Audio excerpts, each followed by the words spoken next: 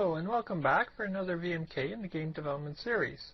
In this VMK we're going to be focusing on the game state loading state that we've created earlier but we haven't actually been using just yet. So in this video what I'm going to do is show you how to split up your code so that there will be a function dedicated to loading game data that's going to be separate from the initial loading that happens when the program starts up. We want to distinguish the two differences here because when we're playing a game, there's going to be a lot of resources that need to be loaded. And these resources will only be used when the game is running. So we don't really need to load them initially when the program is started because those are really not important just yet. And when you have a game that has multi-levels, you don't want to be loading in everything that the player may not even see because they're not progressed through the game far enough yet. This is going to be a way to compartmentalize the game into different sections, and you'll get a greater appreciation for how the overall structure of a game engine will work. Well, at least that's my goal for this video. So quickly, just to recap, back here we've already seen how to set up the starting game state. We've seen the menu and the options. Now we're going to be working directly inside of game state loading right here. We already have the linkages from the menu into the game state loading as well as from the loading into game state play. We don't have to worry about those, but we do need to take care of the case of what happens when we are in this state. If we go into our game engine, inside of scene initialize, you'll notice that at the very top we're initializing the player, we're initializing the light that we're going to be using. We load in a bunch of fonts. We load in this GUI texture, and then we have all these GUI items that we load in. After loading in all the GUI items, near the very bottom, we have, let me just scroll through here, quite a few things getting loaded for the GUI. Right here. Right at the very bottom, we then go and populate a scene graph based on this LVL file that we created, and then if we have Caligari files that we're loading, we also load them in as well. Now what I've done here is I've created this one file, stand.cob, which just has a figure standing in the middle of the screen, and I've sort of scaled it down and moved it around so that it's in front of the camera. This model is relatively detailed, so when we go and run the program, you'll notice it takes a very long time for anything to actually happen. So take a note here. I'm going to press start to run the program, and the window shows up, but there's nothing being rendered right now. It's actually loading all the data from that file. Once it finishes loading, now we have our main introductory screen. So there was that large delay that happened, and that delay will get larger and larger depending on how much stuff you're going to be loading into memory. Now if I start the program, you'll notice that there's my figure being rendered on the screen, and everything seems to go relatively smoothly. Like it happened very quickly. Once I click start, going into the game was very fast because there was no loading that had to be done. Everything was done up front while the program was starting up. We're going to offload that part of the loading to be happening a little bit later on. So instead of everything loading right before we go into game state starting, we're going to only load the game resources when we're inside of game state loading. That's the change that we're going to be making. Now the other thing that I wanted to point out here is you may notice that when you load files that have been created in external programs like TrueSpace or 3D Studio Max or anything else, you may notice you get these black triangles or black rectangles showing up on your models like there is on this one here. This is very easy to fix if you understand what the problem is.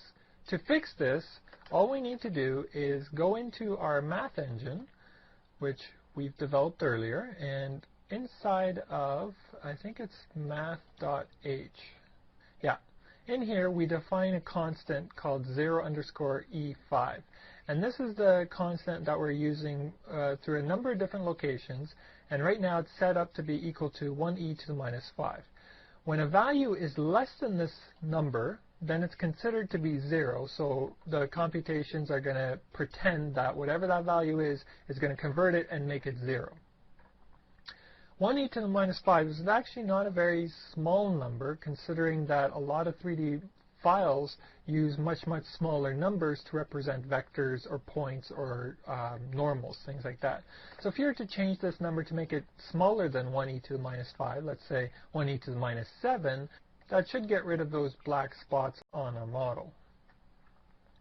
So let's just wait for everything to get rebuilt and then give it a run again. And again, notice the delay after I press start.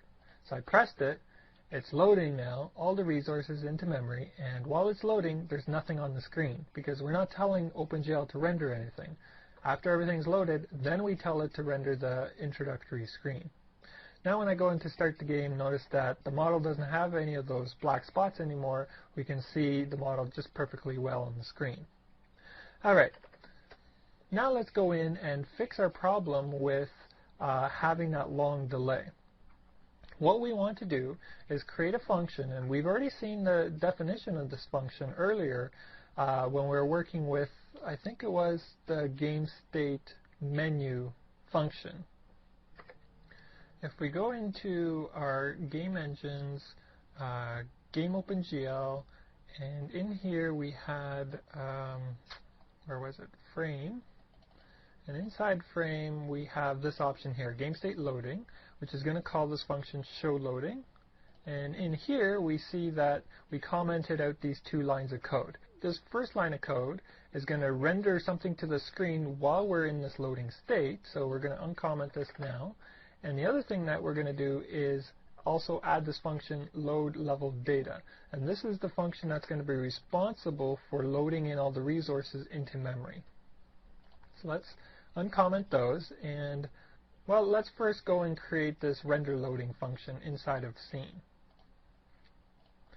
Close this off, go into the scene.h, and right here at the very top, let's add in the following: render loading, and underneath render intro,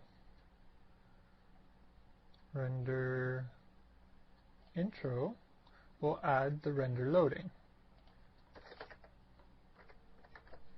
All we do here is we display to the screen some text that says loading ... You can add in something else here if you like, but that's all that our screen is going to show while we're loading resources in memory. The other function that we need to add is this load level data. So back inside scene.h, let's add the following: loading level data, and then underneath this guy, let's implement it. So we're going to not return anything, and inside here we're going to be specifying what it is that we want to load in.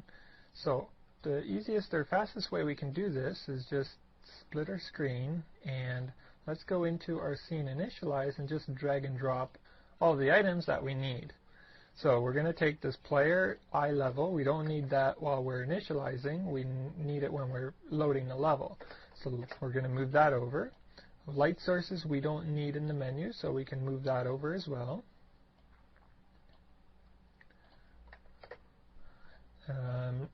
Fonts, we do need fonts inside of the menu, so let's leave those inside of the initialize.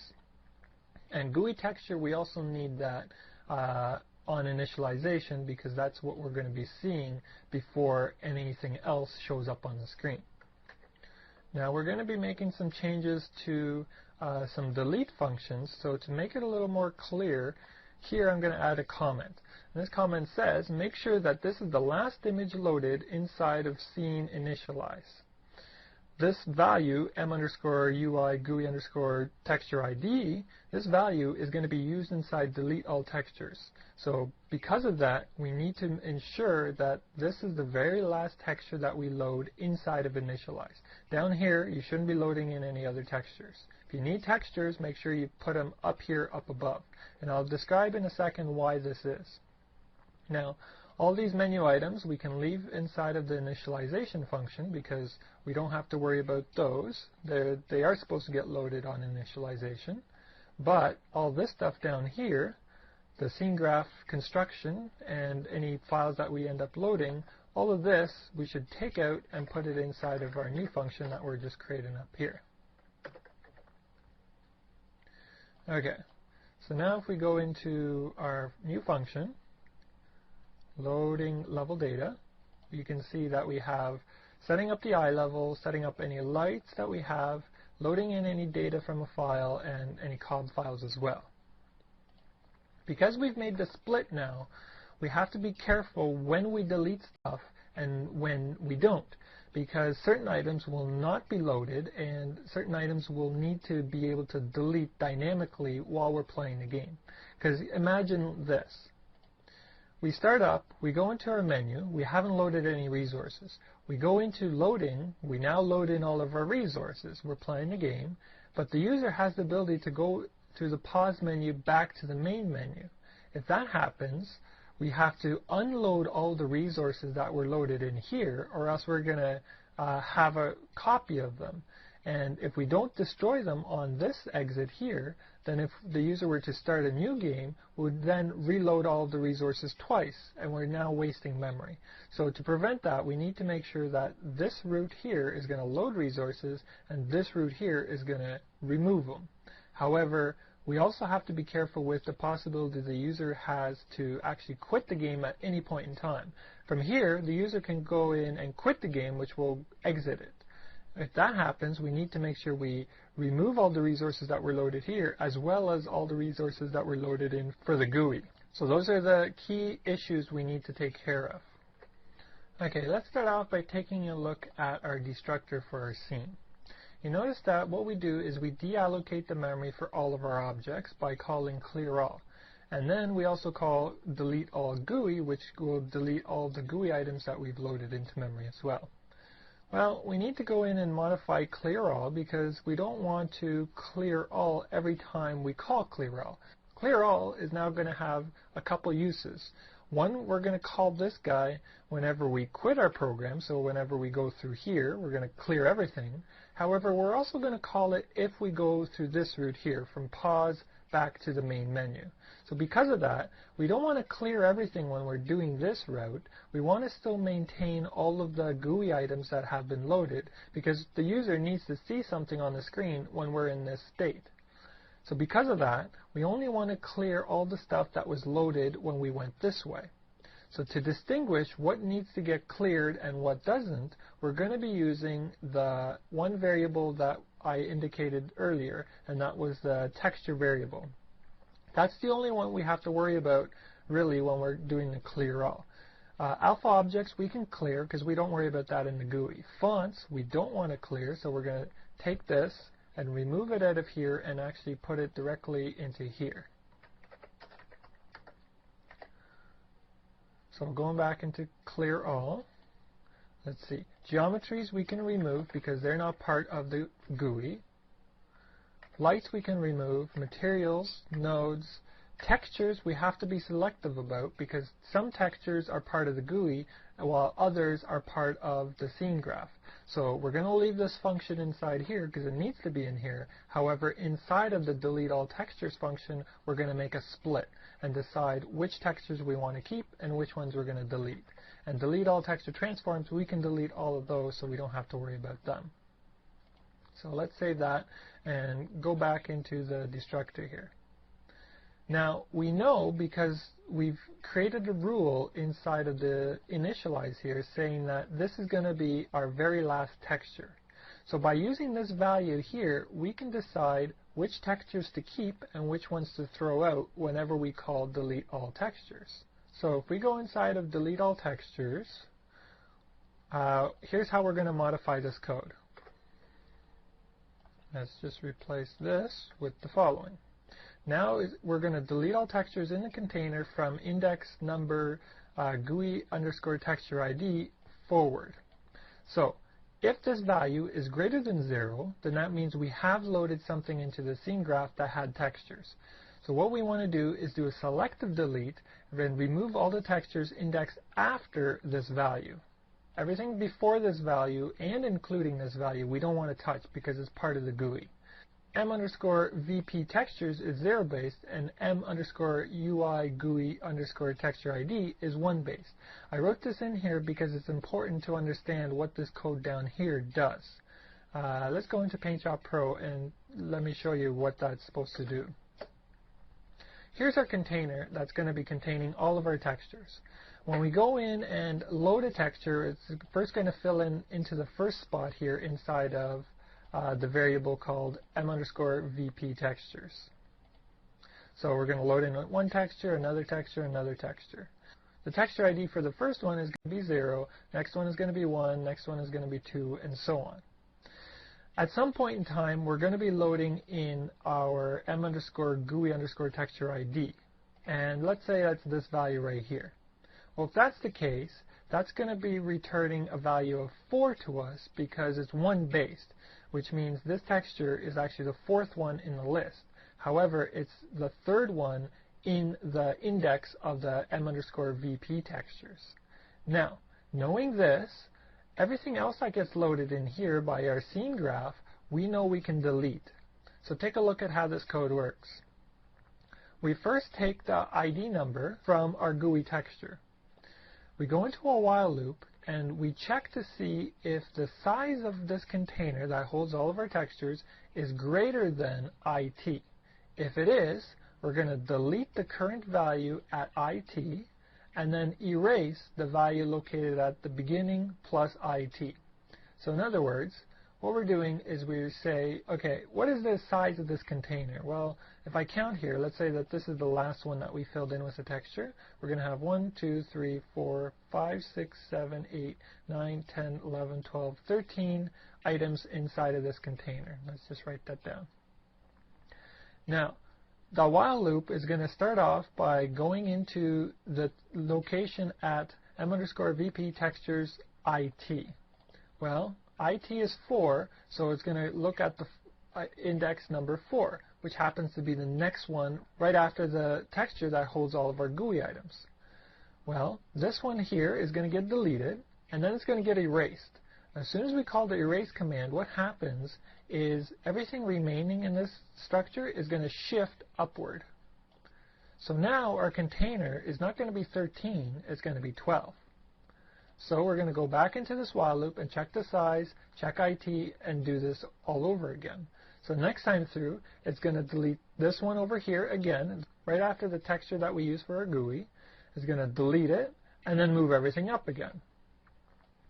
As soon as it moves everything up, the size of this reduces by 1, and it's 11 now. So it's going to keep doing this until all of these items down here that were loaded by the scene graph are gone. As soon as they're all gone, then we exit out of this and we're done. So this is a way that we can clean up everything that's located right after our texture used by our GUI. Now, if our texture ID number here is not greater than 0, then we go through the regular method of clearing everything inside of the container. This is what we want to do when we're done the program. We don't want to keep anything else behind. To make sure that we can go into here when we're destructing our program, inside of the destructor, we need to add one thing in here. We're going to set our GUI_texture ID value equal to 0. We know we're quitting the program because we're calling the destructor, so this will force the clear all function to clear everything up in total. There we go. That should do all the cleanup that we need when we're going, let me go back into here, where we're going from pause back to the main menu. That's going to clean everything up for us nicely. Also, everything's going to work nicely when we're going and quitting the program, either from the main menu or from any of the play states or pause states inside of the game. All that's going to be handled automatically for us now. So going back into here, let's see, what do we have left? Okay, I think that covers it. I can't think of anything off the top of my head. Well, let's try building this and see whether we can run it and make everything work. Now, notice the difference here. If I press start, watch what happens. Almost instantaneously, we get the GUI items showing up on the screen. There was no more long delay. The long delay doesn't happen anymore until we click start. So we can go into the options and we can still see all the GUI items because they were loaded. However, all the game resources right now have not been loaded. If I click on start, notice that the screen turns to loading, and as a matter of fact, it's getting clipped out of the video feed right now, but there is a loading sign, and then once everything's done, then we have our items loaded to the screen and we can see them. Let me go and quickly change that so that you can see the loading symbol on the screen. Inside of scene, render loading, I place it right at the very bottom of the screen, so you won't see it in the video until I move it up, but You can place it wherever you like. You can actually put other stuff in here. Maybe you can have some graphic in here, whatever you like. So right now I just moved the text up a little bit on the screen, so I think you should be able to see it now when I click on the start. Yeah, so now you notice in the bottom left-hand corner, loading is showing up. When it's done loading, the screen refreshes and you're inside of the game. And there we go. Now, there isn't a way for us to go into our pause menu because we haven't implemented that, so we don't have a way to go into here, and we don't have a means of going back into the main menu. But come back for the next VMK where we're going to implement the pause state as well as the pause option state, so we'll be able to close off all the navigation that we're going to be needing for this game engine.